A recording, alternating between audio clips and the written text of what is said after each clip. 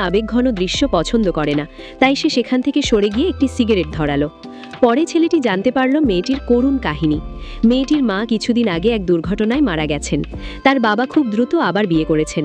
সৎ মায়ের অসুস্থ মেয়ের প্রাণ বাঁচাতে মেয়েটির বাবা নিষ্ঠুর পরিকল্পনা করছিলেন। তিনি চেয়েছিলেন মেয়েটির হার্ট নিয়ে তার সৎ মেয়েকে দিতে। এই ভয়ঙ্কর পরিস্থিতি থেকে বাঁচতে মেয়েটি বাড়ি থেকে পালিয়ে নানির কাছে আশ্রয় নিয়েছে। সবটা জানার পর ছেলেটির মনে গভীর অপরাধবোধ ও অনুশোচনা হলো, কারণ সে মেয়েটির সাথে খারাপ ব্যবহার করেছিল। সেই রাতে ছেলেটি গোপনে মেয়েটির জন্য নতুন জামা কাপড় কিনে আনলো এবং সাথে একটি চিরকুটে লিখে রাখলো যে কাপড়গুলো পরিষ্কার। মেয়েটি যখন সেই কাপড় ও চিরকুট দেখল, লজ্জায় তার গাল লাল হয়ে গেল। সে জানত না যে সামনের বাড়ির জানালা দিয়ে ছেলেটি তাকে দেখছে। পরদিন মেয়েটির শরীর খারাপ হলে বা পেটে ব্যথা হলে ছেলেটি তার জন্য রান্না করে নিয়ে এলো। নানি বলল দোকানে খুব গরম, তাই মেয়েটি কিছুক্ষণ ছেলেটির কাছেই থাকে। ছেলেটি তাকে কোলে করে নিয়ে গেল। ছেলেটি যখন বাইরে গেল, মেয়েটি বোর হয়ে টেবিলে রাখা একটি স্কেচ বুক দেখতে পেল।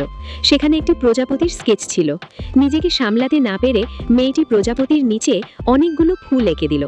কিছুক্ষণ পর ছেলেটি ফিরে এসে স্কেচবুকের উপর আঁকাআঁকি দেখে ভয়ে বা রাগে স্তব্ধ হয়ে গেল, কারণ সবাই জানত ছেলেটি কতটা রাগী। মেয়েটি ভয়ে কাঁপতে লাগলো। সে ভাবল ছেলেটি বুঝি তাকে মেরেই ফেলবে। ছেলেটি যখন খাতা হাতে চুপচাপ দাঁড়িয়েছিল, মেয়েটি ভয়ে কেঁদে ফেলল এবং ক্ষমা চাইল। তারপর স্কুল যাওয়ার নাম করে সেখান থেকে পালিয়ে গেল। আসলে ছেলেটি মোটেও রাগেনি, বরং সে নিজেকেই দোষ দিচ্ছিল যে তার কারণে মেয়েটি এত ভয় পেয়েছে।